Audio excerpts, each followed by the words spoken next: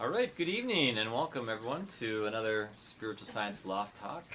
Spiritual science as social activism and self-initiation. And tonight we are focusing on the figure and work of Graham Hancock. For $20,000, who is Graham Hancock? An Egyptologist. Egyptologist, okay, for $15. Keep going. From Britain. Journalist from Britain. And theogenic researcher. Theogenic researcher. Wikipedia says Indeed, you are almost correct about him being number 14. It's not the number 14th most awakened person, but the 14th most spiritually influential person on the planet alive. And that's according to not Wikipedia, but Watkins Books in London. And they would probably know because they probably sell lots of his books. And that is something nobody said here, that he is a best-selling author. So having said that, his ranking as 14th most spiritually influential person on the planet, you're probably curious to know the other ones, including who's number one. Who's the most spiritually influential person on the planet? Me? Me? Me? How about the Dalai Lama? No, it's you. You are all the most spiritually influential people on the planet. You are the most spiritually influential person to yourself, and therefore the most spiritually influential person to the planet. And I am the most spiritually influential person to myself, and therefore to the planet. According to the list, though, yes, it's kind of a no-brainer. The top two, Dalai Lama Oh, I thought it was Shirley and MacLaine. Pope Francis. Did I say who? Shirley MacLaine. Shirley MacLaine. I think I Sold a saw lot her of name things. on the list here somewhere. Pretty sure. Can you do like a top 10?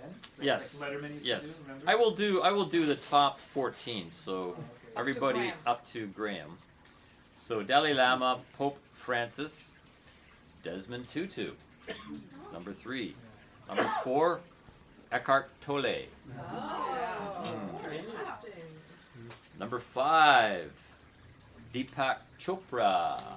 Oh, nice. Number 6, Paulo Coelho, The Alchemist. Yeah. author of The Alchemist and Yeah. other best-selling books. Number 7, Alice Walker. Yes, another author. Number 8, Rhonda Byrne. Anybody know Rhonda? Not yet. Nobody in this room knows number 8. Number 9, Alejandro Jodorowsky. Alejandro, okay. Okay, that one went over my head. Number 10, up to number 10. Okay, you all know her. Oprah. Yes! Oprah Winfrey. Yes. That's the wrong list. Number 11. No, it's not. Well, she could be most influential woman on the planet, but not in the spiritual society. She understands that. Like the Cartoli on the same list. We got another woman coming up here. But before that, we have number 11, Matthew Fox. Matthew Fox. Yes.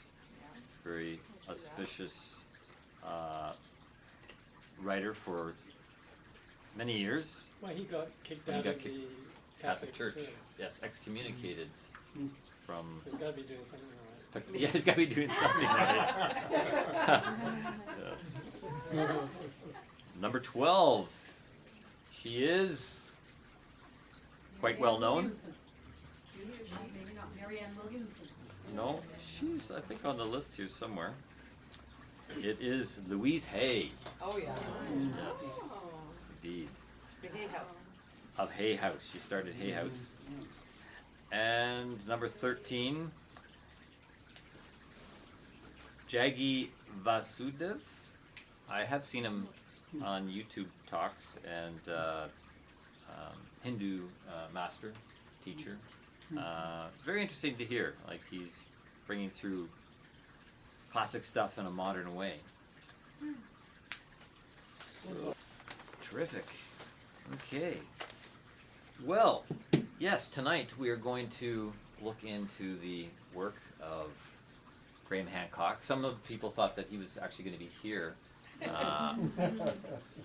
because it said Graham Hancock on Psychedelics and Civilization. And you put the picture with yourself there. And that's Yes, I had the picture of me with Graham Hancock when he was here last year in Toronto, and I got to meet him and speak with him for a few minutes. And I had that picture up as my Facebook profile picture for a while. You know, it's always nice to be associated with some celebrity. But after a while, I got the notion that I wanted to change that. So I took the picture and I cut a hole over his face. So there's a big white oval over his face, and put in your face here. So there I was standing with all of you who are the #1 most spiritually influential people alive today. Yes. We need to be thinking in those terms, and I'm sure Graham Hancock would quite agree, because he is an exceptionally humble man, I found, both in person and in his writing and in his speaking. Graham Hancock is truly trying to uncover lost aspects of our history to help humanity to get a clear sense of who we are, where we're coming from, what is the legacy that we've inherited from the past, which science, as you know, the materialistic science as the predominant ideology these days, tends to gloss over some of these aspects. And in fact, something I like to repeat over and over again is that the greatest casualty of the scientific revolution is the identity of the human being. The greatest casualty, regardless of all the good that science has done, there is a casualty, and that is the damage done to your and my identity in this material reductionism down to just globs of molecules that apparently out of inorganic matter sprang to life, started to live and grow, and turned into sentient beings, developing consciousness, and then eventually the power of rational thought to sit here today as we are, asking the question, who are we and how did we get here? How did we arrive at this point? Science has no explanation to that.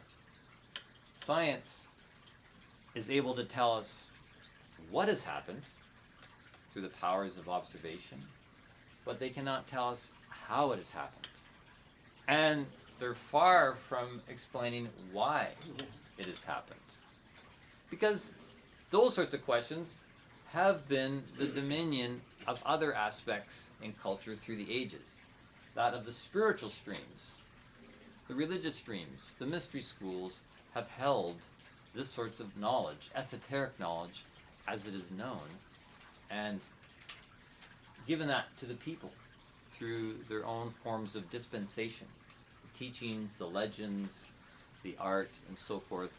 And so science, as kind of the new kid on the block, you know, modern science has been around since the Renaissance, has got that kind of cocky hubris that says, oh, well, we've just discovered rational thought and objective thinking and analysis and dissection of anatomy and so forth. We can explain things if we just keep on this path of scientific thinking. But unfortunately, that really is underscoring some of the points that are made in Graham Hancock's best-selling book called The Fingerprints of the Gods. And in this book, he primarily is focusing on the question of ancient civilizations, lost civilizations. Did they exist? And what did they have in terms of technology? Before we look at this, we'll just take a brief look at his corpus, his list of books that he's been working on, or has completed, because he is primarily a writer-journalist. Graham Hancock was born in Scotland, then raised in India because father was a doctor in India.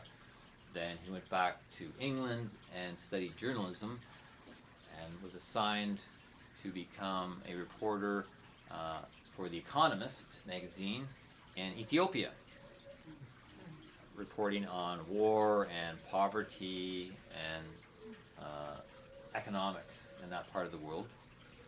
And that's where his spark got ignited while visiting a cathedral in northern Ethiopia, and came upon this monk who was stewarding a little chapel in the back of the cathedral. And this monk claimed that the remnants of the Ark of the Covenant were stored in this little chapel on the grounds of this cathedral, and that he was the keeper of this. And of course, we know how it goes with relics. You know, relics have been used throughout the ages to kind of up the austerity of different locations, holy locations, sacred locations around the planet. And you know, I'm not sure what to think of this. The Ark of the Covenant, of course, is something that's been searched for over the ages. The covenant being that of the Ten Commandments, essentially, that was given to Moses on Mount Zion, brought down to the people of Israel. And the ark was the carriage, the casket, you might say, in which the pieces were carried about in the desert and so forth. But it was reputed to have immense power, immense technological power, that thunderbolts and so forth would be radiating off of these, the Ark of the Covenant in Indiana Jones style, to ward off evil and the enemies.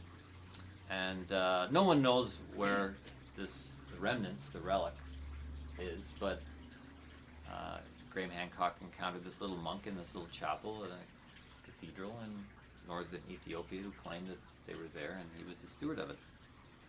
So this sparked Graham Hancock's imagination and quest, if you will, into mysteries of the unknown, which led to his first book in 1992 called The Sign and the Seal, The Quest for the Lost Ark of the Covenant, which was then followed by Fingerprints of the Gods, which is indeed his best-selling book, where he began to explore the question of the lost civilization of Atlantis. His work covers a broad spectrum of material. In 1998, he wrote The Mars Mystery, A Tale of the End of Two Worlds. He's done work with his partner, his wife, Santha, beautiful woman who travels with him everywhere. She was there last year at the talk that he gave, and he introduced her and said that in the entire time that they've been married, they've only spent 3 or 4 days apart. Yeah. She's a professional photographer, so she's done a lot of the photography for his books, and they co-authored a book called Underworld, because they've done a lot of diving together. They've traveled the world exploring all the mysterious sites, including underwater sites. They've done hundreds, if not thousands, of scuba dives examining remnants of submerged buildings and sacred sites, and she has photographed those.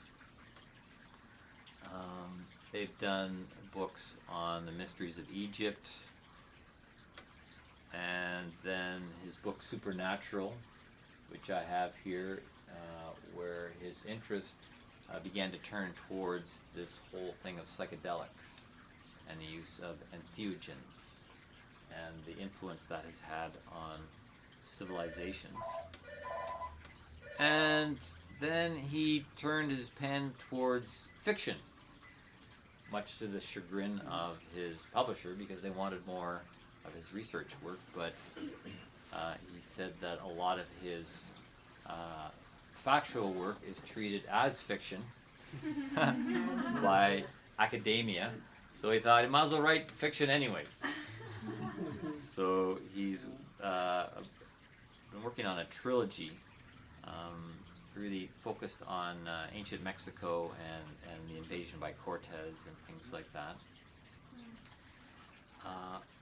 Then last year he put out 2 books, which we'll look at more closely this evening. The one is called The Divine Spark, which he's not actually the author of, he's the editor. It's a compilation of essays from different authors, and he's got 3 essays as well as written the introduction to it, called The Divine Spark, Psychedelics, Consciousness, and the Birth of Civilization. So this is, he'll really be speaking mostly from his newest book that just came out last year, just before the talk a year ago, Magicians of the Gods. The Forgotten Wisdom of Earth's Lost Civilization. So really what that large tome is saying is that fragments of a comet hit the Earth less than 13,000 years ago with such an impact that it created a huge amount of heat, for one thing, that brought about pretty much instantaneous melting of the ice caps, particularly in the northern hemisphere, possibly even shifting the polarity of the Earth to some measure, which brought on cataclysmic destruction of life on the Earth, animal species being wiped out. Of course, with this melting of the ice caps, it brought this rise in water on the planet, which is documented in numerous flood myths. There's hundreds, if not thousands, of flood myths in different cultures, indigenous stories and so forth. We were all here probably raised with the story of Noah and the Ark, and how Noah was told by God, you better get yourself ready, get an ark ready, and we need to continue civilization through you and your family, because humanity has fallen into decadence, has fallen into evil ways. And this story of Noah correlates with Plato's version of it, who Plato received the story from an ancestor of his that spoke of how humanity no longer could wear its prosperity with humility.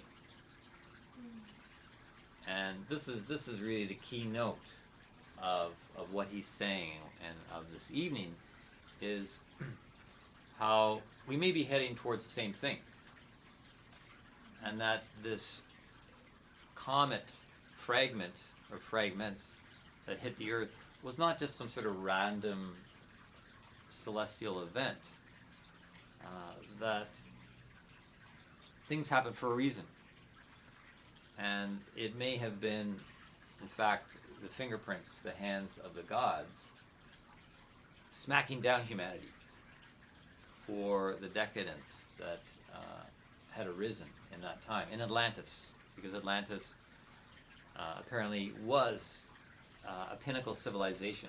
It had been going for a long time and had developed high technology, not necessarily like we have today. They weren't walking around with smartphones and things like that, but they had a tremendous knowledge of how nature worked and were able to tap in to the power of nature and manipulate it.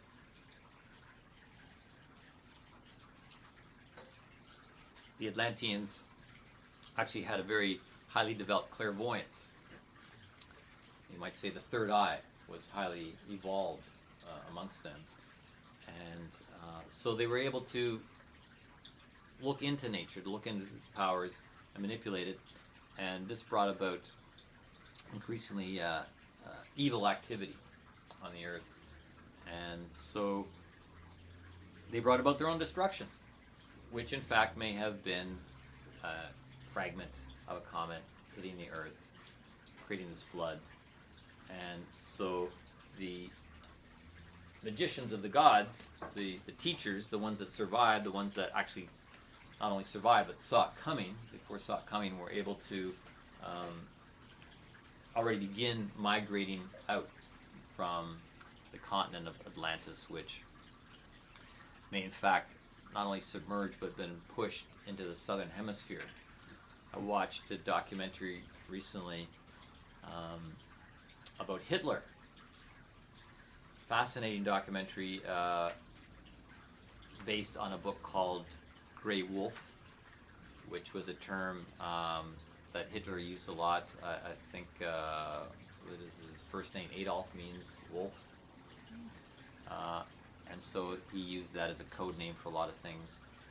And the main thrust of the thing is that Hitler did not actually commit suicide in a bunker in Germany, bringing about his own death at the end of the war, but was shuttled off very strategically before that, and spent a good 20 years living in Argentina amongst a lot of Germans. A lot of Germans had migrated down to that part of the planet. Anyone else familiar with this this idea?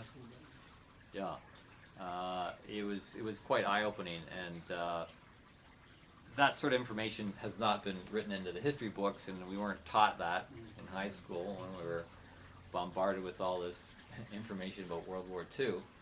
But I suppose, was various reasons. I suppose the Allies were just pretty worn and tired out after 5 years of World War, and kind of just wanted to put the thing to rest, and rather than chasing Hitler around the planet and trying to find him.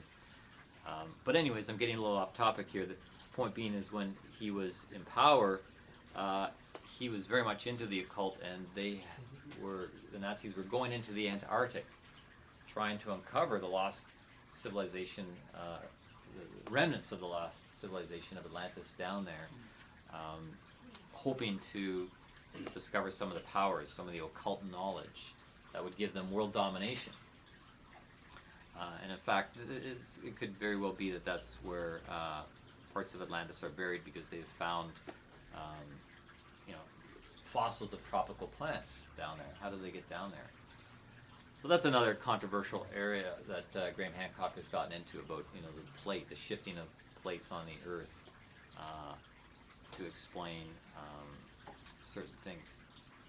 But this whole thing about the fall of Atlantis, it's interesting. Graham Hancock is walking a very fine line between being a reporter who's going in and trying to get anecdotal stories and uncover evidence. He's not necessarily coming from an academic realm. And in fact, I heard him debating with someone in a video the other day who had said, well, why don't you get your research peer-reviewed and put into academic journals? And Graham was saying, it'll never happen. It'll never happen. His approach, his work is not academic, and he will never be considered part of the academic community.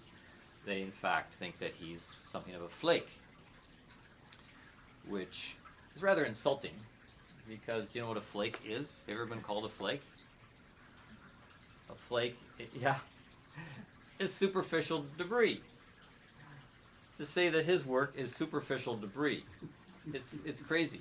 You know, this is where we get, and he gets into really the political arena of things, going toe to toe with the scientific community, which is becoming increasingly hardened in a certain ideological view that is wholly materialistic. It is wholly without any kind of spiritual appreciation or perspective on things. To our peril, as he says. And so it's interesting how he doesn't go into the academic, and he's not necessarily a mystic either. Although his forays into ayahuasca and iboga certainly has opened up that side of him. But when I saw him last year, and I got to shake his hand, and I got him to autograph my book. Yeah, you can come up and look at it afterwards. It says for Jesse. Spelled my name right? Hallelujah. Wishing you joy. Graham Hancock. I mean, what a great thing. Wishing you joy. Yeah. So humble, so wonderful. There was a huge lineup there because I talked to the host recently. He said that when the talk began, there was another 200 people showed up trying to get in. Oh, wow. Couldn't get in because it was completely sold out. And it was planned that Graham was going to go across the street to the pub for a meet and greet, you know. So those 200 people were the first in the line, waiting to meet him. So the rest of us coming out of the theater had a long wait, and I in fact went and did shopping and had dinner and tootled about here and there. Came back, I don't know, about 4 hours later, and I was towards the end of the line, and it was like, oh, we're getting over time here. Graham really, he's gonna have to close it down soon. Graham said, no. I'm gonna stay here until I've shaken the last hand. He was in no rush. He was thoroughly enjoying it. Very humble, very warm person. But yeah, he's straddling this interesting position where he's not academic, he's not mystical. But when I got up to him, I said, Graham, have you ever read any Rudolf Steiner?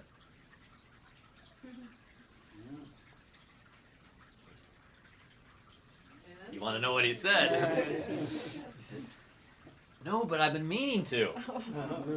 Yeah. He said, I really should look into him more. Yes, I know a little bit. I think I should. And I said, I think you should too. And I highly recommend one book for you. One of his classic books, Rudolf Steiner's Cosmic Memory.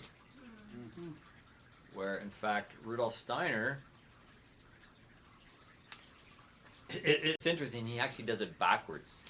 He reviews history backwards, chapter by chapter, starting from the present, going backwards. And, of course, I quote Rudolf Steiner quite a bit here because I, like many people, and more people, are recognizing that, he is considered a great initiated one of our age, that he was highly initiated into esoteric knowledge. He came in already fairly evolved from what I know from his previous incarnations, but unpacked himself in a way that was congruent with modern times, modern initiations. So he had a highly developed clairvoyance and was able to read the Akashic record of the earth, the living memory of the earth. I like to do this when I talk about the Akashic record. I like to tell people, okay, think of your bedroom when you were a child.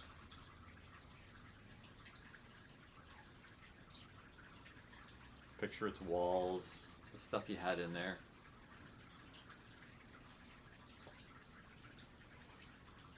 What it felt like, maybe you had some feelings around it, what the light was like, color of the paint.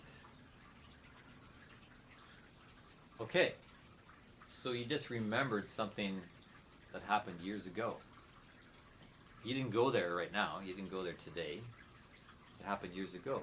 So you're actually able to access a memory of a previous time in life. Perhaps someone here is psychically developed that they could actually tap into your memory. They could remember your memory psychically. They could tell you what your bedroom looked like when you were a child. Well, same thing applies with the memory of the earth. The living earth has this etheric body. The etheric body is the memory body. Things are imprinted and stored there, not in the brain the way science. The brain's given way too much credit by science. Everything's going on in the brain, but this isn't true. And you can see that clairvoyantly, that a lot of our consciousness is non-local. It's non-localized in the brain. It's happening even outside of the body. So Rudolf Steiner was able to remember the Earth's memory, and he documents it in his book Cosmic Memory, going back to Atlantis, even pre-Atlantis, describing the Lemurian periods. He talks about the division into sexes. Humans weren't always divided into sexes. Periods even before that, called the Hyperborean and the Polarian epochs. He talks about when the moon was extruded from the earth. Goes back even further than that. So I gave some talks last winter. There's a playlist on the YouTube channel called Spiritual Evolution, and I described some of this, the cycles of spiritual evolution, and how we have arrived at this concretized, crystallized, materialized state currently, which science thinks is all there is. But in fact, it has been really a descent, you could say, of spirit into matter.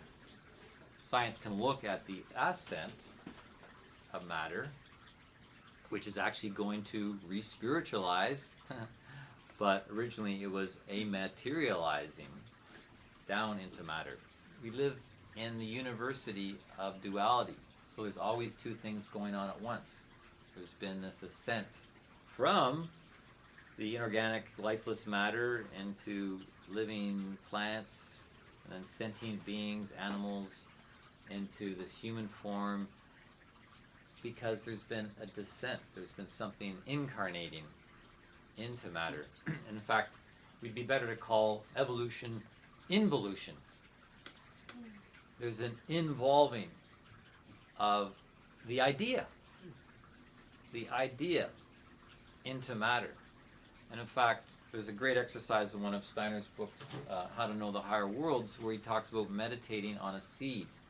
You get a literal seed and you meditate on it, and as your clairvoyance awakens, you can see that the seed is not all that's there, right? Like the seed that's going to grow into a rose, not everything that's going to become a rose is in that seed. A tiny little seed doesn't hold everything that's going to turn into a rose. It involves other things, right? Through the roots, it involves the soil, the minerals, through the water, it involves the gases, the warmth.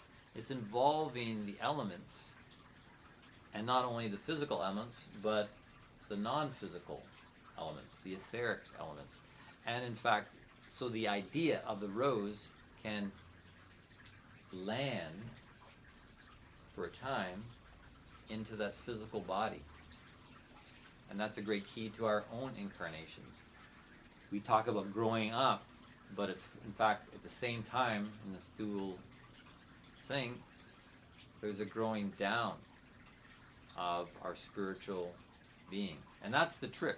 That's the trick of the ages we're working on, and I'm going to be getting into this more with my series on health and well-being, is how can we bring down more of what we need to bring into ourselves so that the lower bodies, the sheaths that hold the higher, can be held in health and well-being. But it's as I said, the trick of the ages, because we're really, and according to Steiner in this book, we're at the most concretized point of spiritual evolution. We're very hardened. We're very hardened, and we're very lucky to have a body at all to come into. And there's lots of spiritual beings that would love to have a body. They'd love to have a human experience, and a lot of them do it vicariously through us. And that can be a good thing. It can be a dangerous thing, but it can also be a good thing because we are a landing point. We are a landing pad for spiritual involution. But the danger is not only we becoming hardened, but the ideology of our culture is becoming hardened. And this scientific, materialistic, reductionist ideology that so heavily dominates our society is hardening our laws, prohibiting things. We're going to get into this after the break. You know, how we're making it harder and harder for the divine spark to land within and to ignite the self to live. So, just finishing off talking about this content of this was how, Steiner's spin on it was, he doesn't call it Noah, that's the Hebrew story, but it was actually one of the great teachers of Atlantis, Manu. Manu led some of the most advanced adepts, students, beings of the Atlantean culture. Well, people were like moving in different directions, which kind of laid the seed for the different races and different indigenous tribes and civilizations. Manu took a group and they settled in the area of the Himalayas, near Rishi, where there's now Rishikesh in India, and began the work of a new civilization. But there was also the migration of these magicians of the gods that went, down into South America and whatnot, and took the technology of Atlantis and laid the seed of things there. And that's why we have similar monuments in the pyramids and patterns and traditions found in different parts of the world, because they all grew out from what Graham calls the mother culture of Atlantis and seeded in different parts of the world. Now, the big caveat around this is that the story's not over, because apparently there's still fragments of this comet that are circulating around, and a possibility of hitting Earth in the not too distant future, possibly in the next few years even. So what does that mean? What does that mean? Well, if the first impact of the comet was due to the hubris of humanity and was brought upon by ourselves, then likewise this potential cataclysmic event in the future could be our own undoing. Or we can take the bull or the bullshit by the horns and turn it around and get back to truth.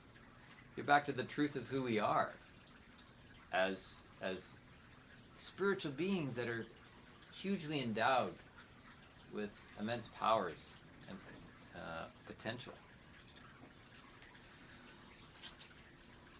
So this is really kind of the campaign, you might say, that Graham Hancock has been on and got him into trouble. Of course, there was that whole big to-do around the TED Talk that he gave. He was banned. Yes, back in 2013, he gave a talk, and it was called The War on Consciousness. It was deleted from the TED YouTube channel, along with Rupert Sheldrake's talk, and kind of is put in some hidden corner of the TED website. But as things go, it meant that the video went viral. Everybody had to see this banned TED Talk.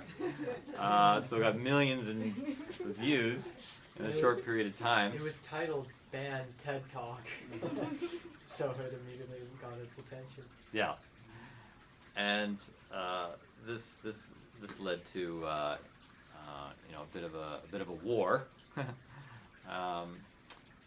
against the anonymous board of scientists for the TED Talks to, like, you know, come clean and say, you know, exactly on what grounds are you saying that this is, you know, whatever, Censoring. you know, to censor this talk, you know, being unscientific and things like this, which was really just highlighting exactly what he's saying. You know, science is hardened into a particular ideology, and if you don't fit into it, we're gonna, like, delete it from the YouTube channel. You know, Confirmation. it was a complete confirmation. This is the way things are working. George Orwell would be laughing. Exactly. Exactly. Yes, and this is. I heard Graham say just in a talk I watched recently. He says, you know, is this 2016 or 1984? Because recently, in Britain, they brought in legislation around substances, psychedelics and whatnot, and everything is being banned. This is just like recently in the last year or so, everything except good old caffeine, tobacco, and alcohol. Yeah. So, you know, is this 1984? Anyways, we're going to get into this in the second half with the war on drugs and the war on consciousness. But to finish this out, oh yeah, Rupert Sheldrake also had his talk banned. The two of them were on the bill together, and Rupert Sheldrake's talk was banned, unscientific or whatever. It all had to be recanted in the end. They had to publish the list of reasons why they were banned, with each of them being struck out. Every reason was struck out. They had to recant every reason, and then to put the videos back up, which, you know, underscored Rupert Sheldrake's talk about how, you know, we're living in this age of scientism. Science has become the new religion, and scientists are now the new priesthood. And we are expected to take, you know, their dogma on faith. And they're saying that there's nothing invisible, it's all about the visible world, you know, tangible. And yet, that's completely contradictory, because science is into all sorts of stuff that's invisible, that's not perceivable by the senses. So it's you know, really like a poker game going on here, which isn't about science. It really is about oppression of consciousness. It really is about the rise, and we'll talk about this. Is this, you know, the rising of a new evil, a new Babylon? You know, some people consider, you know, the Catholic Church to be the rise of ancient Babylon, the harlot, spiritual harlot, and so is science also a rising of Babylon. Yes. Well, the sad truth is we can't expect science from science anymore. Well, exactly. The Most institution of science was built. It's not like, I love this expression when it says, it's not that the system is wrong. It was built like this. Yeah. Yes. So, you know, for me, my hope is in spiritual science, where we can bring our consciousness to the table. We can think for ourselves and perhaps even call upon the plant spirit allies of the earth, our plant ancestors, to help us to free our consciousness, which is in a state of imprisonment, really. This is the last thing I want to say, then we're going to take a break. That we are really, each of us, born into a prison cell, coming into these times. That's the default. We're in a prison cell when we're born and raised in this culture. Now the good news is that the door handle to the cell is on the inside. Take the blue pill or the red pill. Exactly. The door handle of the prison cell you're in is on the inside. How we open that door, we'll talk about after a little P&T break. Things like that. But of course, academia, if you talk about Atlantis, you're a flake. You know, you're just superficial debris and to be just brushed aside. And you're like, oh, but I really like something I heard by Rupert Sheldrake, who, you know, is trying to cut through the gridlock, you could say, the scientific research gridlock, the competition for funding, and you know, you can't speak of certain things. You know, you lose your funding, lose your tenure, you lose your reputation. You'll be, you know, belittled and humiliated. He says, let's give 10% of the research funding to the flakes, to the fringe, to the fringy people. Right? I mean, that makes sense because so often things that have been at the fringe make their way into the center and they become mainstream. And then that changes the center and it changes the way we look out. So wouldn't that be smart funding, you know, to... Well, they might become an X-Files too. That will cut all the fundings. I actually have an idea. I'm working on implementing it. A campaign called Save a Scientist campaign. Yeah, we need to save the scientist by raising funds, and it's send a scientist to Camp Ayahuasca. You'll kill them. So what you do is you and your friends get together a couple $1,000s. You know, $2,000-3,000 is enough for a couple of weeks down in the Amazon, and you pick some kind of hard-boiled, you know, completely materialistic reductionist scientist, and you say, here, we're going to pay for you to take a trip to the Amazon and drink the famous brew ayahuasca at Camp Ayahuasca, and then come back and tell us what you think. Right? I think we'll save the world one scientist at a time going to Camp Ayahuasca. Start with Richard Dawkins. Yes, Richard Dawkins, yes. Oh, Well, God. glad you brought him up because we're starting to turn our attention to this book, The Divine Spark, which, as I said, is a compilation of essays, including one from Russell Brand, entitled Why Richard Dawkins is the Best Argument for the Existence of God. And how, you know, Richard Dawkins' brilliance and, you know, thinking and whatnot surely shows that there's some sort of divine intelligence at work in evolution. That's a nice way of saying it. Oh. Yeah. We don't have to put down Richard Dawkins. We just have to hold him up as an example of how there is a God who can create such a being.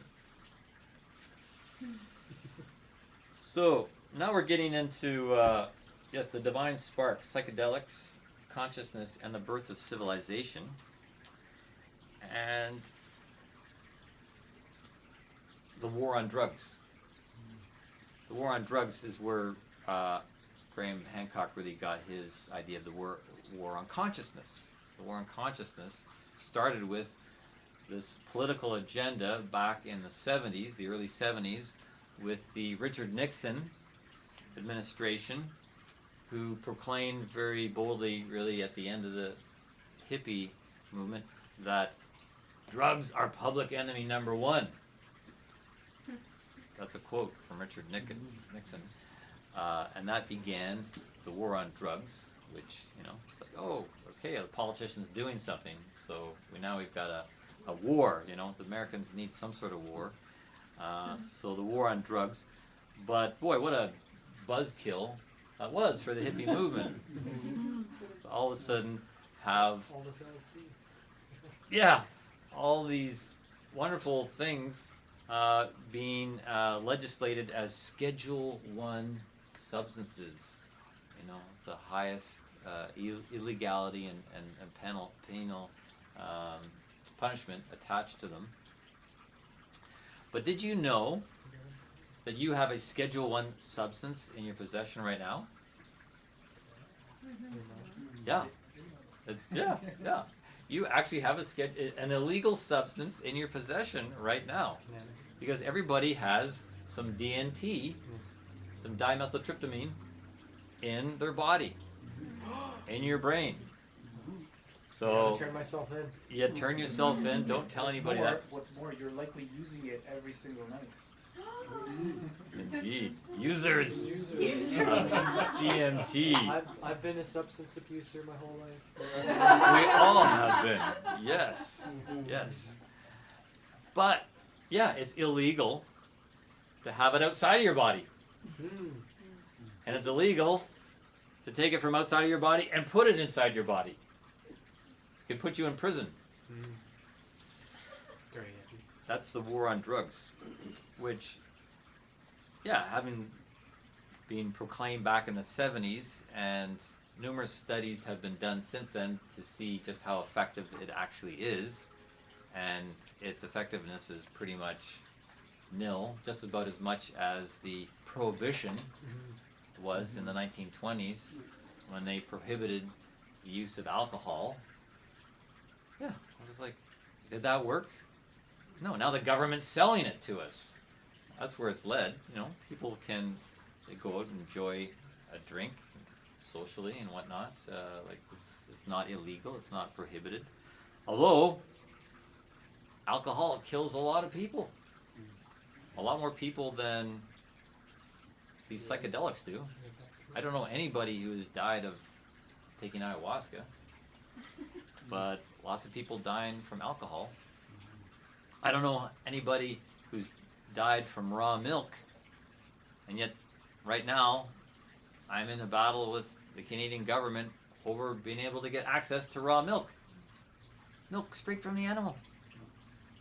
They're trying to bring the hammer down that you can't access it, you can't transport it, you can't even advocate the use of raw milk for your health, and yet I've found it to be one of the most health-giving things in my diet, much to my surprise, because I thought I was allergic to it, but really I was just intolerant to the commercial stuff brought from God knows where. That white drink that they call. Yes, sir. A nutritionist I just saw yesterday, she was explaining how now they're going to make it, you need a prescription from a doctor to get organic foods and health products very soon. They're going to make a whole, it's going to be on the drug label for if you go to the health store and you get a tincture or things like that, or you get organic foods, they'll make that, you'll need a prescription. And For organic? Yeah, like in like the health food section, like food. They're eventually they're going so far to make it that it's, and they've also made it, this is also in Canada, they've made it a mental illness to be concerned about organic food. It's if you can look this up. They've now proclaimed that people who are concerned about healthy organic food have a mental illness. Yes, I think that's for a while. It's called a health nut. Yes. Yeah.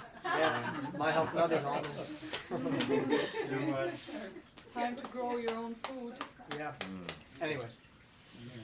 Yeah. Well, this is something that Graham Hancock talks about. We're in the new Inquisition, right? Back in the Middle Ages, there was the Inquisition. If you didn't line up with the party line, with the religious dogma of the time, you either were forced to recant it, or you were burned, or imprisoned, or, put to death in some form. The good old days. First war on drugs. Yeah, They eliminated all plant medicine use. good point. Yeah, and the witches.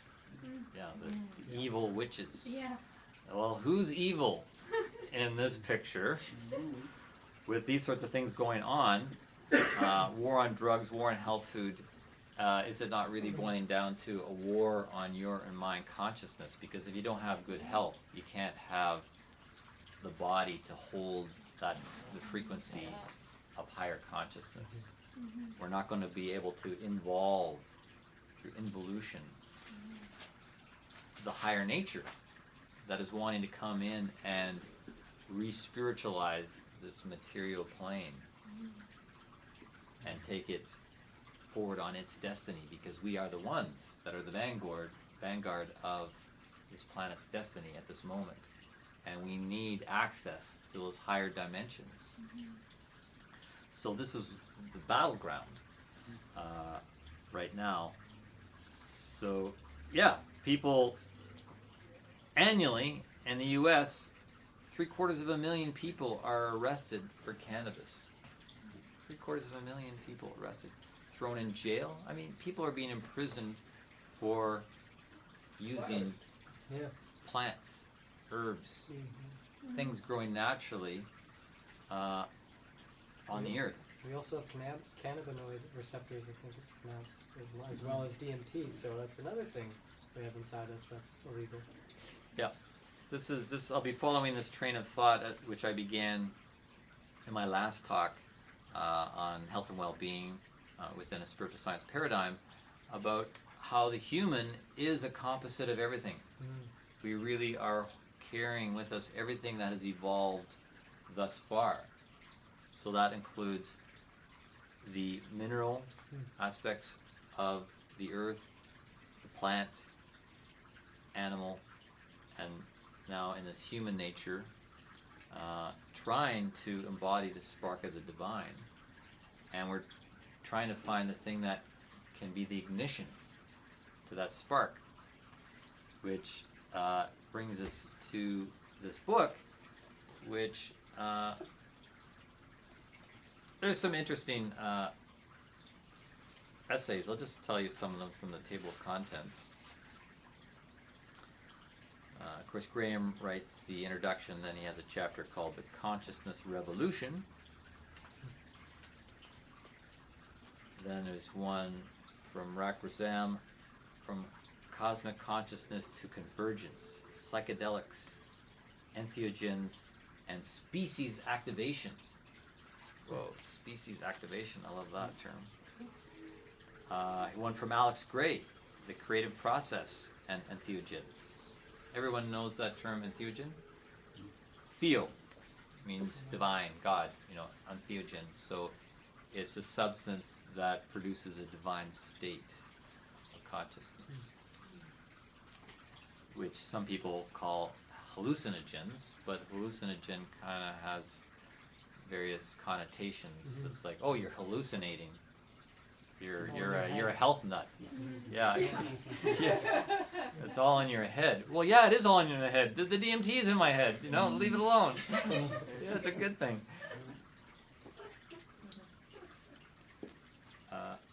How expanding consciousness and our connection to spirit might help the survival of life on planet Earth.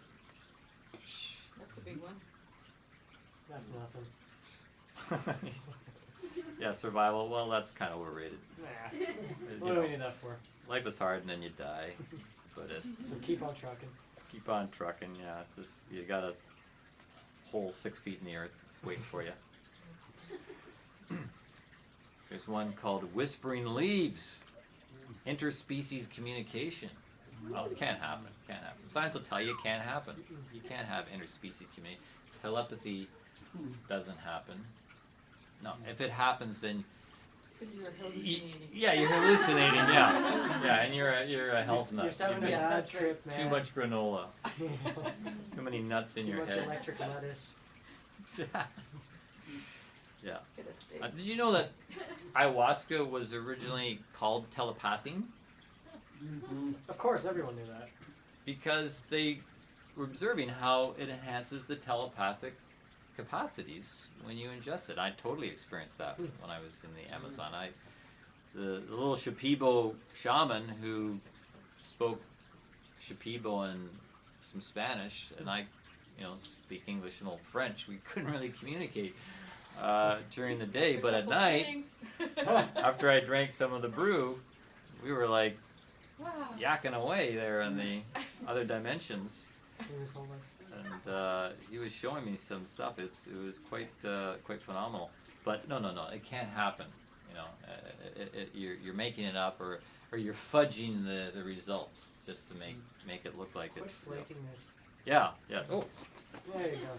please get that flake off of me. Here's one: transcending medical frontiers. Ooh. Exploring the future of psychedelic drug research. Depending on the fundings. The future of research. Yeah. Here's another one by Graham called "Giving Up the Green Bitch: Reflections on Cannabis, Ayahuasca, and the Mystery of Plant Teachers." And I'll just make reference to that. How as a reporter, he really commits himself to the subject, and so when he began to write this book, Supernatural, investigating ancient cultures and indigenous cultures, meetings with the ancient teachers of mankind. The ancient teachers he's speaking of is the plant spirit allies that have been used by indigenous people for centuries, and so he committed to it, like to drink it, to try it. And when he went down to Brazil and did a series of ceremonies with ayahuasca, and he did that for a few years. One of the first things that came through, he was heavily chastised on his cannabis addiction because he'd been taking cannabis daily for over 20 years and really abusing it, overusing it, and it was becoming problematic in his life. And so when you go to a plant spirit ally and ask for healing, ask for vision, and vision is part of the healing. You want to talk about new frontiers in medicine. It's not about necessarily manipulating brain chemistry. It's about involuting new vision, pictures that hold substance and frequencies that will help you ascend. Something's got to come down so that you can ascend. And so, a big block in Graham's life was he was out of balance with the cannabis. Just, using another plant spirit ally abusively. So then when he went to Mother Ayahuasca, it was like, he slapped him up a bit, quite severely, the way he describes it. Shook him up quite a bit, and just pointed him in a new direction. He was spending too much time with focusing on his own work and not on other things in his life. And so that's what this essay is about. When he says giving up the green bitch, I think he means it was a bitch to try and give up cannabis, which he did. Although recently, a recent video I watched, I heard that while he was on the Joe Rogan show, Joe, and people familiar with Joe Rogan and his talks, he was asking Graham about his relationship to cannabis and where it was at, and Graham hadn't touched it in I think 3 years. And so Joe Rogan pulled out a big fat doobie and said, "Well, what do you think of this?" And Graham thought about it and decided it was time. He could do it. He had really held off for a considerable amount of time, but he wanted to explore the possibility of finding a more balanced relationship to it, which he says he has found now, and apparently spends a lot of time in Colorado as a result. Oh, Joe Rogan. Good old Joe got him back on the green bitch.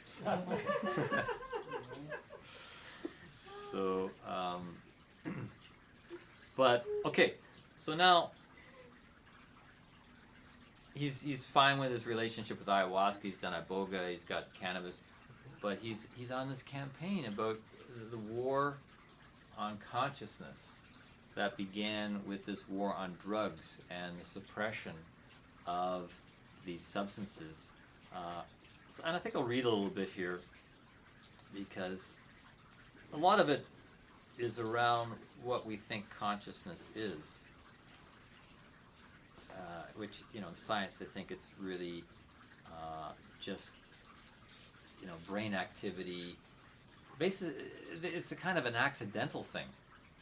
In some people's view, it's like consciousness is sort of a random accident. It's like off-gassing of the brain. Basically a brain fart. You get an idea and it's like, oh, my brain farted. We don't really need that. Yeah.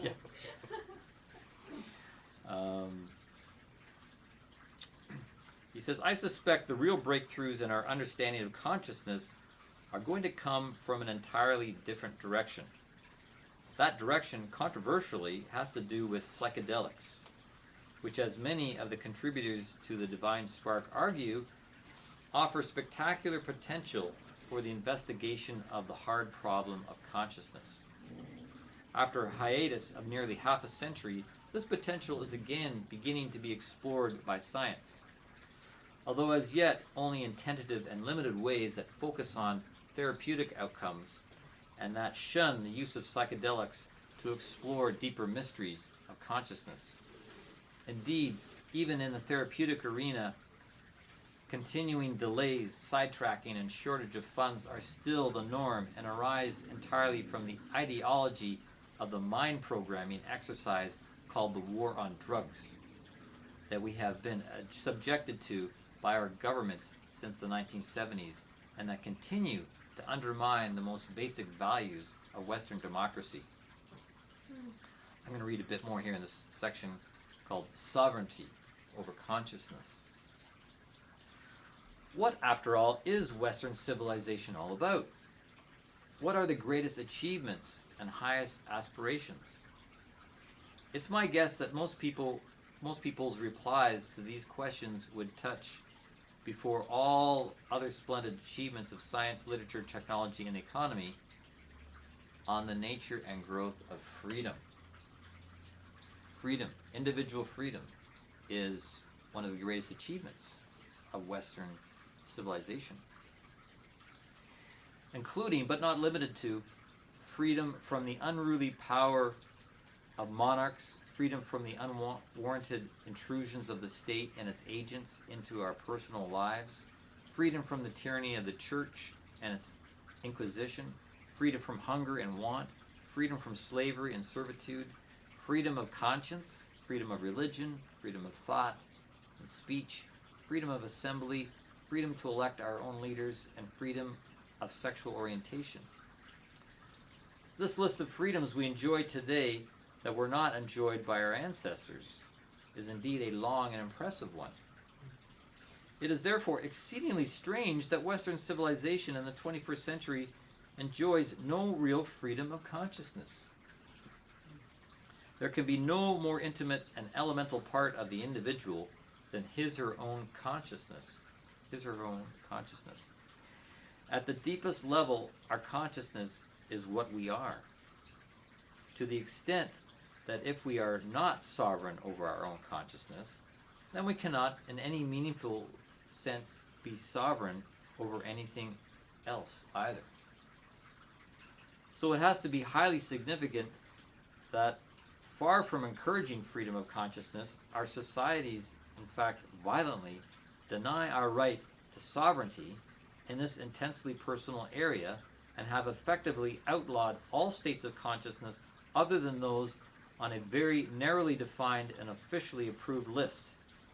The war on drugs has thus unexpectedly succeeded in engineering a stark reversal of the true direction of Western history by empowering faceless, bureaucratic authorities to send armed agents to break into our homes, arrest us, throw us into prison, and deprive us of our income and reputation simply because we wish to explore the sometimes radical, though always temporary, alterations in our own consciousness that drugs facilitate. So he's really on a campaign here. I mean, putting this book together is coming out fighting against the hardening civilization that is becoming dogmatic around these things. And as I said, just recently the British government created legislation making all these substances illegal except for good old alcohol, caffeine, and nicotine. At the same time, countries like Portugal, I believe, Yes. made drugs legal like 15 years ago. Mm. They legalized everything, put the money back into rehab and so on, and the drug addiction problem dropped by 50%. They saved billions of dollars, of course. So that country has gone the other way, so there's hope as well. Yeah. So, and this is an interesting point you're bringing up about, drug addiction, because, that can be a problem. This is certainly a real problem, And ironically, we're finding that other forms of substances, drugs if you want to call them, or the entheogens, are the things that are helping people overcome drug addictions. The work of Gabor Mate is a great case in point. He's using ayahuasca to help people overcome all sorts of addictions, addictions of all kinds, including to other substances. And there's actually an ibogaine clinic in Toronto for the same purpose. Wow. And that's legal? It is legal, yes. Now what they do is they extrapolate one component of the ibogaine, the one that actually affects the addictions.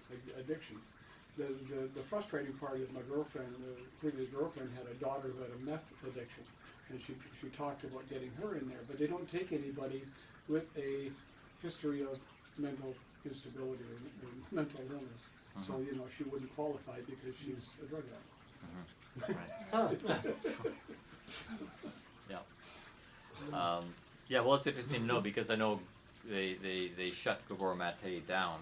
He was working in the east side of Vancouver where, you know, drug addiction is a problem. So he's had to move his work down to Mexico. It's probably nicer down there than Vancouver, but it's, of course, harder for struggling people to get down there.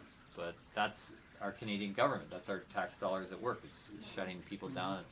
It's making it hard to help people. Yeah, it's getting harder to help people. Rick Simpson's a good example. Rick Simpson, yeah. Is he Canadian? So it really raises this question that came up earlier about evil. You know, is this what we're dealing with? You know, like we can say, okay, the Canadian government, the U.S. government, they're evil. I really like to defer to a verse from the epistles of St. Paul. We wrestle not against flesh and blood, but against principalities and powers and the rulers of the darkness of this world. That it really is a spiritual battle. You know, definitely we need to transform our government and to transform the consciousness of people and government, but we're not needing to go to war against people. It really is a spiritual battle in its foundation. But ironically, again, it can be, you know, and I say can be as one route, working with these entheogens to help open up our consciousness, to transform our consciousness from this materialistic mindset to something that's open to the spiritual things that want to involute in and through us. But evil has got this upper hand largely because of the way we look at ourselves, right? And I said the greatest casualty of the scientific revolution is the human identity, because we just look at ourselves as being a morass of molecules. So when you look at human nature as that, is there any question of morality or evil in that? Not necessarily. Like, we're just talking about matter. We're just talking about physical forces. So the idea of evil is kind of evaporated from our culture as religion gets downplayed and mocked and things like that. But let me ask you, have you not all had experiences in your life that smack of a moral nature? That has raised moral questions for you? That has been moral dilemmas?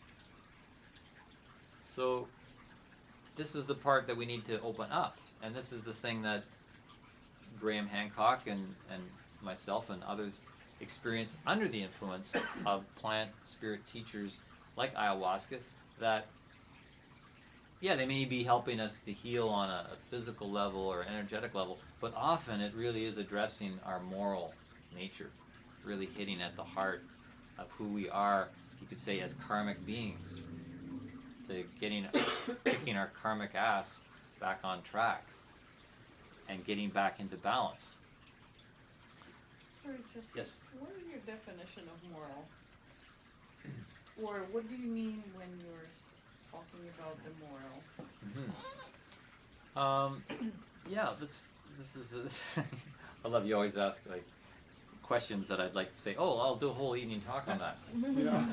Yeah. And I have, in a sense, last winter I was doing talks on karma and reincarnation.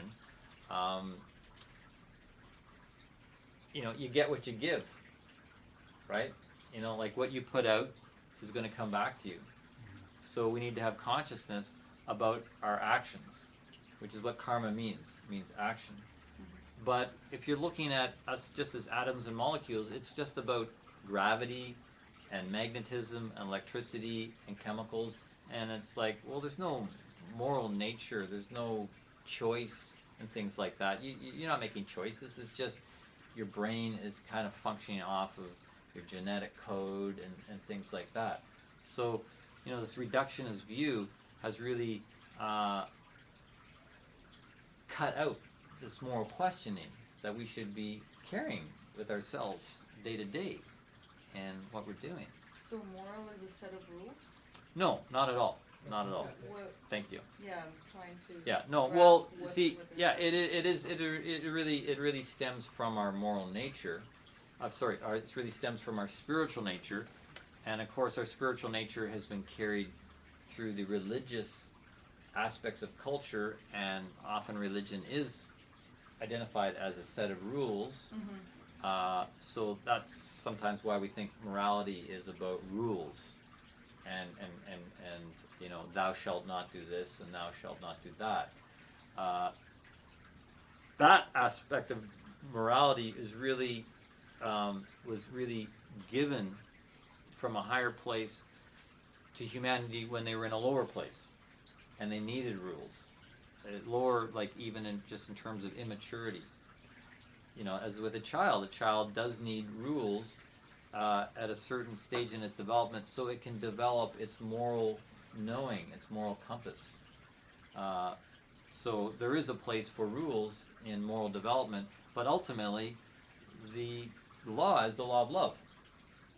You know, that was the you know, the golden law, if you will, or the golden proclamation through Jesus and other spiritual teachers. You know, is do unto others as you would have do unto you. Because in fact, what you do unto others, you are doing to yourself. You're going to be the ultimate recipient of whatever you put out. That's the ultimate gravity, if you will. You know, throw it out, boomerang. So why not give out love? Why not give out your best? Why not seek to not cheat and manipulate and lie to your fellow human being, but treat them as if they are a divine being, because they are. They're not just a morass of molecules. I've got God sitting here in my living room. What a lucky guy I am. I've got a room full of light beings. I just am just overjoyed by this. It's, you know, yeah, absolutely. That's you know, I have opened the prison cell door because the handle's on the inside, and I've opened that door, and I'm no longer prisoner to the materialistic meme that I grew up in, and I've freed my mind to recognize, oh, we are divine beings. We're not reduced to just... The new morality, I guess we could call it, will spring out of living thinking. It's tied to living thinking. You know, Rudolf Steiner, in his book, The Philosophy of Freedom, he uses the term moral imagination quite frequently. Moral imagination, meaning a living thinking that involves not imagination the way we use it. It's another word that we have to readapt. Imagination is usually like, oh, you've got an active imagination, you like to make things up. Imagination is really to hold vision, capital I imagination, that comes from the I, the I am, the capacity to receive vision, to involute vision, and to be guided by it, which you can't do with dead thinking.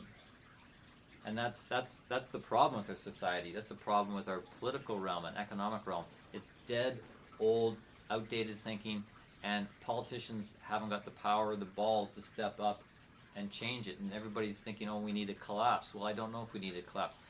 We need living thinking so that we can bring in the imaginations that will guide our moral impact the moral impact of the choices we make on the earth, because we have conscience.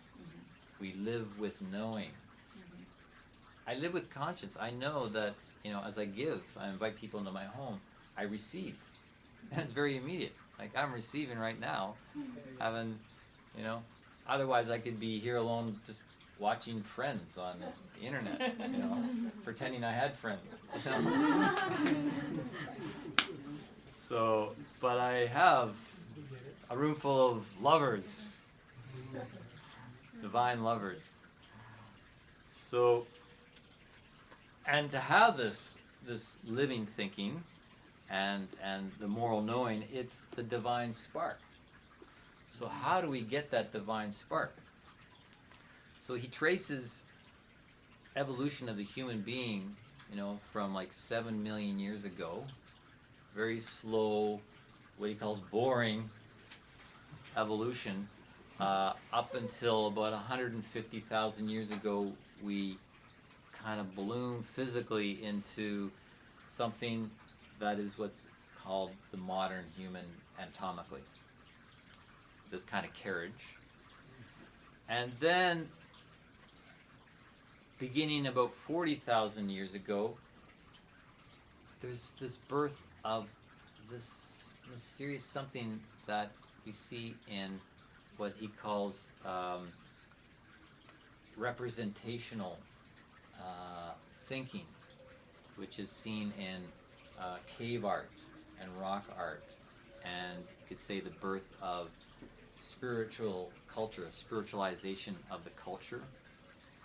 And he quotes a professor, David Lewis Williams, from the Rock Art Research Institute in South Africa, and his research into rock art was that the hunter-gatherer perhaps accidentally came upon these plants growing naturally around and ingested them and began to trip.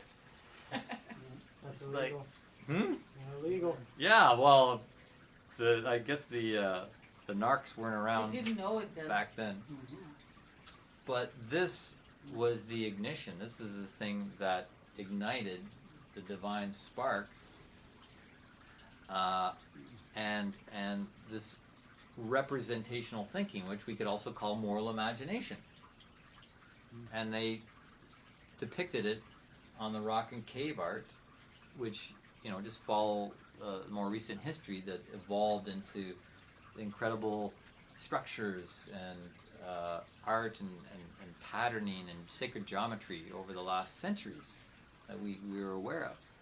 But it began with this thing that ignited something inside the anatomically modern human, just picking up a mushroom and eating it and like tripping out for And a just few hours. tracing what you saw.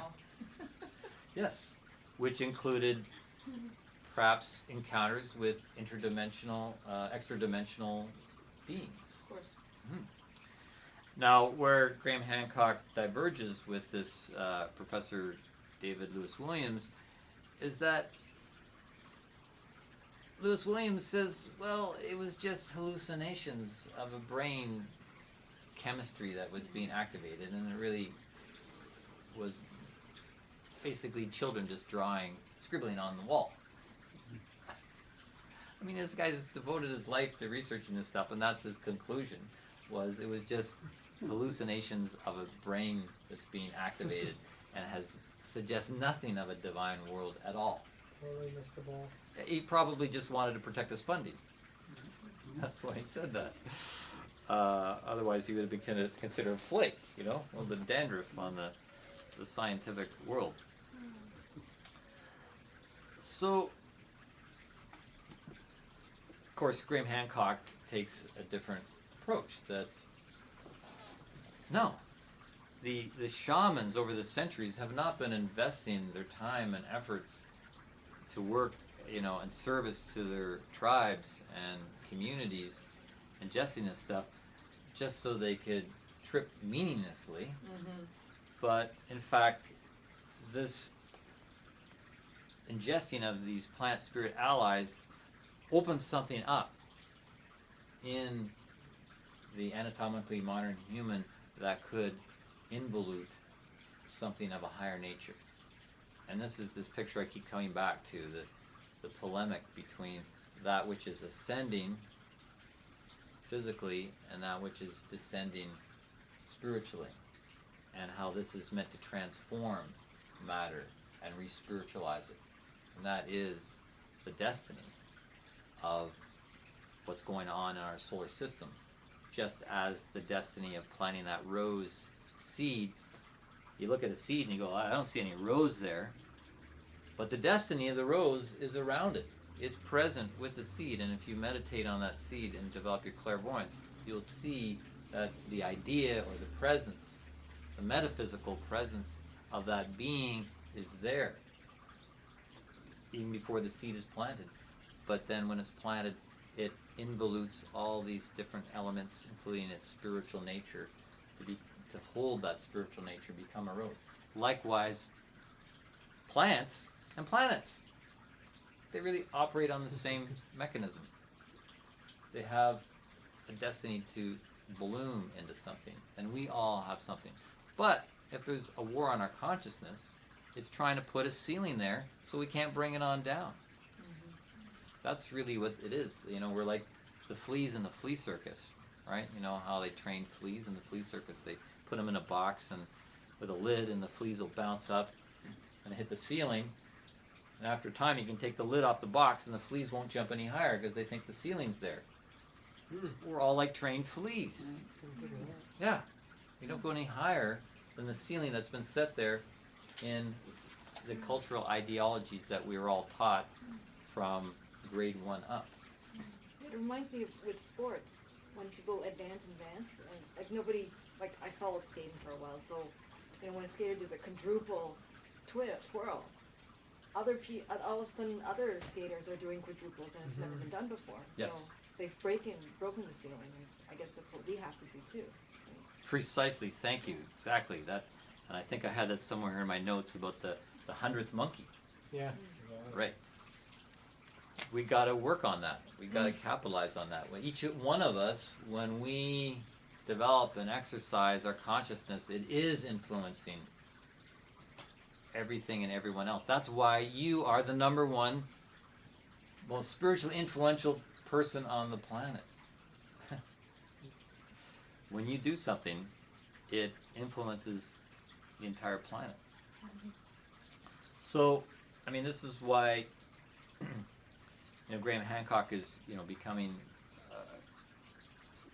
well, he has been so vocal and, you know, politically vocal in trying to turn things around through his own experiences and his own writing to point to what was used in the past in working with the entheogens, and how now it's not only this east-west thing in our planet, there's this north-south thing.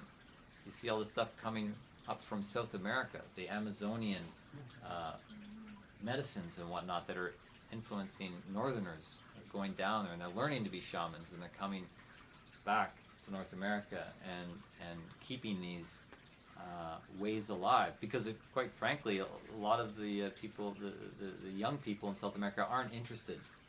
They're not interested in becoming shamans and going through the training. It's because it's part of their life. They're used to that. Not necessarily. It's part of their life, but they want to live like northerners. Yeah, yeah. They want to have the Yeah. CDs and the Yeah. music and the cell phones. They don't want to go into the jungle and go through Yeah. the trials and the tribulations to forge oneself, to hold that kind of consciousness, and to have encounters with other dimensions and other beings, and to bring that through. It's a lot of work. It's a lot of commitment. It's a lot of commitment. Which is why, you know, I'm committed in the work I'm doing. I've been recently launched a spiritual boot camp, and working not with entheogens, but working with earth energy, working with the Shakti energy, working with the Kundalini. It's also naturally occurring in the body the way DMT is. And in fact, it's not a bad way to activate the DMT naturally. That's the path that I'm on right now, because I did my research with ayahuasca 2 years ago and did 20 sessions in 6 months, going down to the Amazon and drinking quite strong brew down there. Well, I learned afterwards it was the retreat center I was at had a reputation of having some of the strongest brew around, and I would attest to that. It was quite intense, and it still lives on in me today. It still continues to unfold, and I'm still being taught by that plant spirit. I still have a connection to that, and I also have influenced my life from the cannabis that I ingested earlier in my life, and I'm not doing that now either.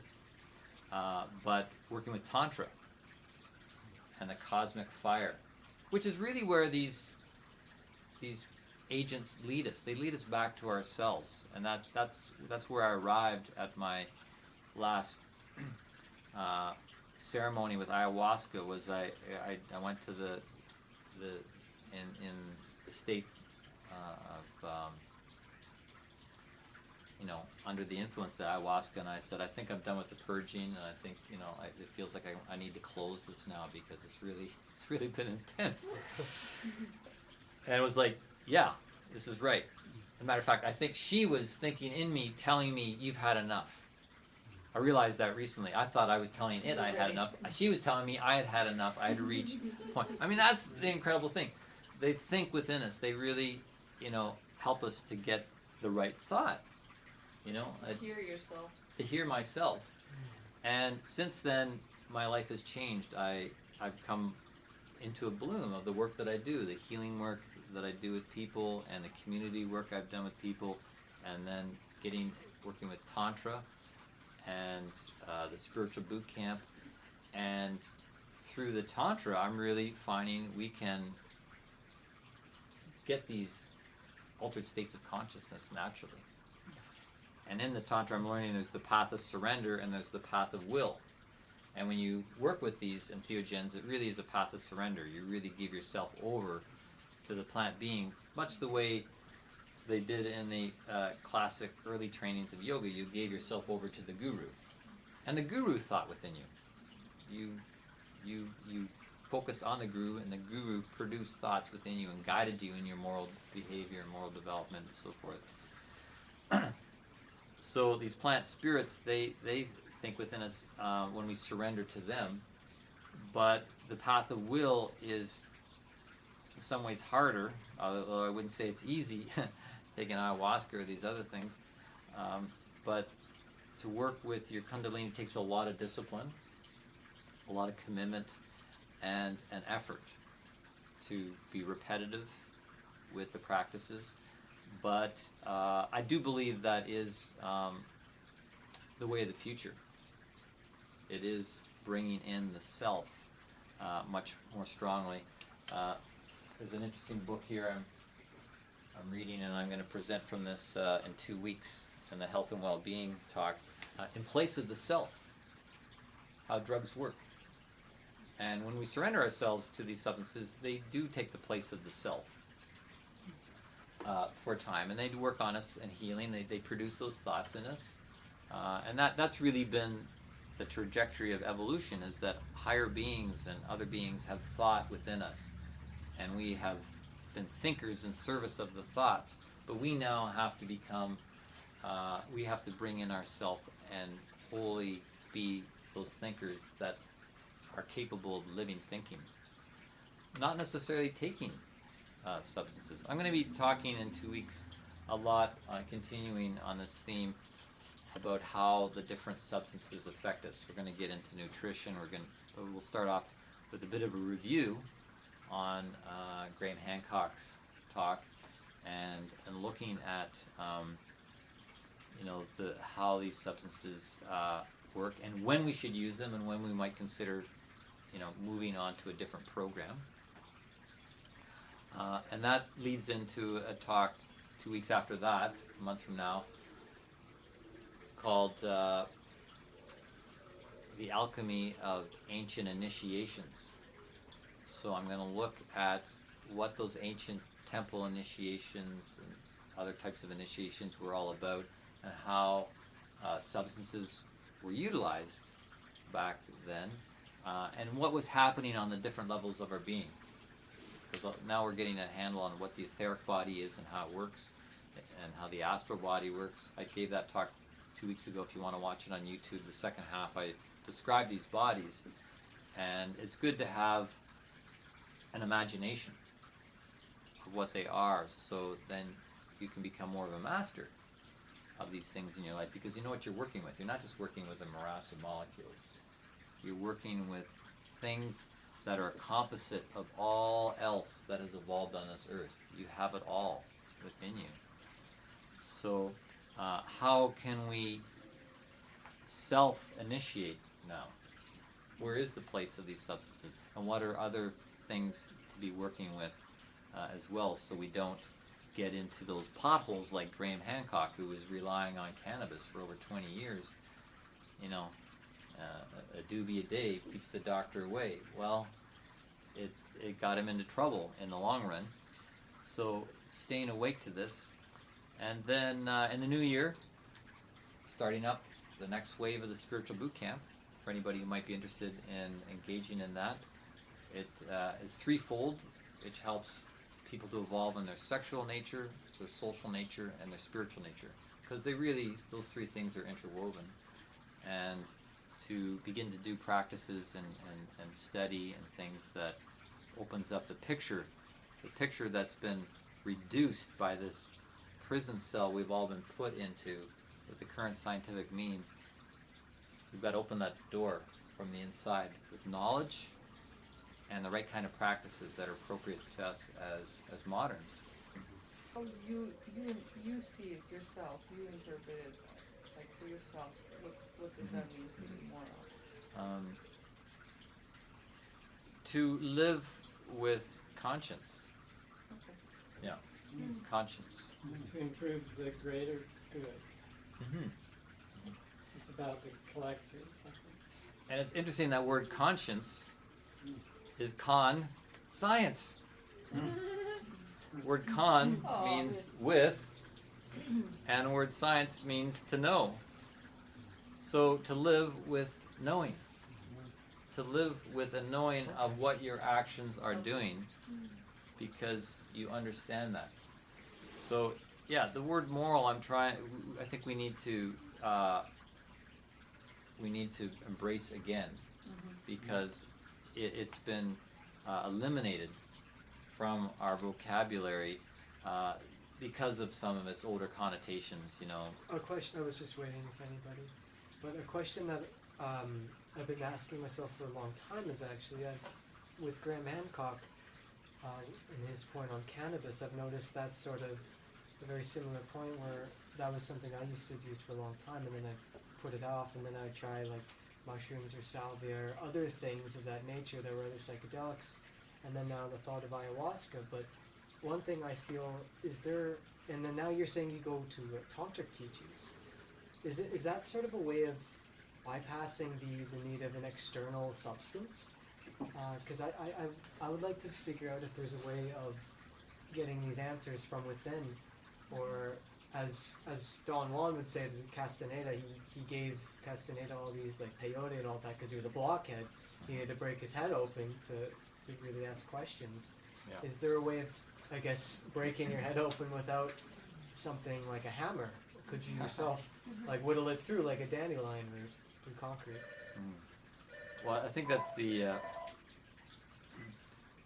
irony, is that the long-term destiny of humanity in our evolution is to not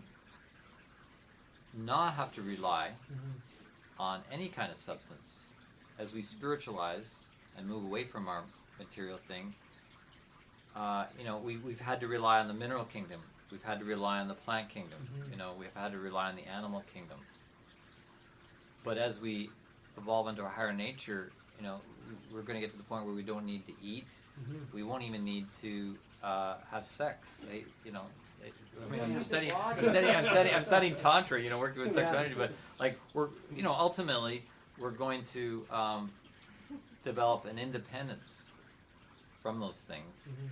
So yeah, I think these are agents that are with us at this time, and we have to decide, which ones we're going to befriend at what point.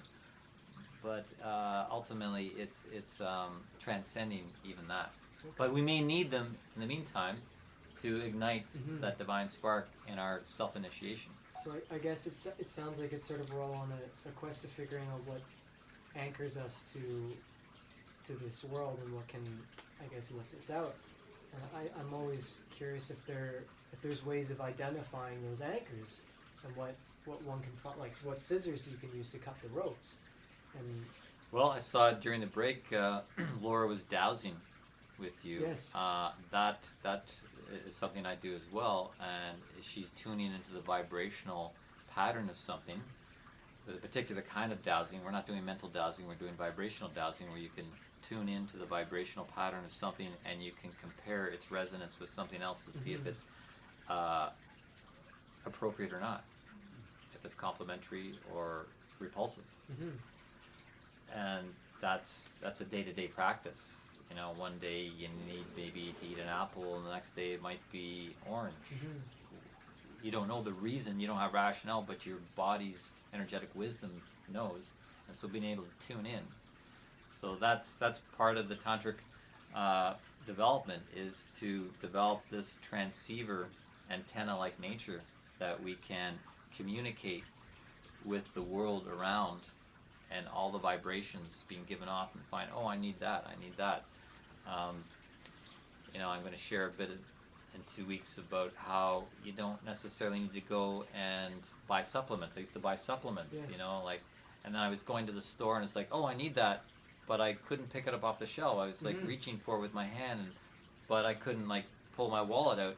And I finally clued in. It was like, oh, I don't need to pay for it. I don't need to buy it. I just need to resonate with it. So I saved myself $20 or whatever, because that's how we're going to feed ourselves. We don't necessarily have to use the GI tract and all of that. We can use our chakras as transceivers to draw in. I've noticed that with I've done a couple dry fasts, and really with no guidance, but that's something that that resonated. It was this, and I'd be doing heavy lifting and work, and I found that if I resonated with that, oh, I need food, then I get that hungered feel. But then on the third day of the dry fast, I didn't, I just recognized I don't need it right now. I need, today I need to keep going. Tomorrow I can have water, and then the rest of the day I felt very excited, happy, and satisfied, and without really any input for 2.5 days. That's amazing. When you start moving energy, in putting it out, burning it off, all of a sudden you're drawing a lot more in, and then you don't need to be deriving energy from food, Yes, and from matter. I can't remember the man's name, but you have one of his books. It's the healing energy of Chi, or of the Tao. I can't remember his name, but he has a very Mantek Chia? That's it. Yeah. He has a very similar mentality of using your he uses Chi, others prana, and then unbinding all the meridians within your body, and then using that as a source of energy instead of an external thing. But that's a Middle Asian philosophy. Yeah, people are already working as breatharians, really concentrating on driving things out of the air. Solarians, I think that's the term, that from the sun. The possibilities are out there, but our science is really dumbing down our consciousness. Oh, it can't happen. It can't, homeopathic remedies, forget it. It's all woo-woo. And Never look directly at the sun. just want to wrap things up with opening up for questions, comments, discussion. Anything people want to contribute to this? Did I leave anything out? I know I'm trying to be less linear with these talks, and I kind of go like this. So, is there any gaps? A lemniscate, yes.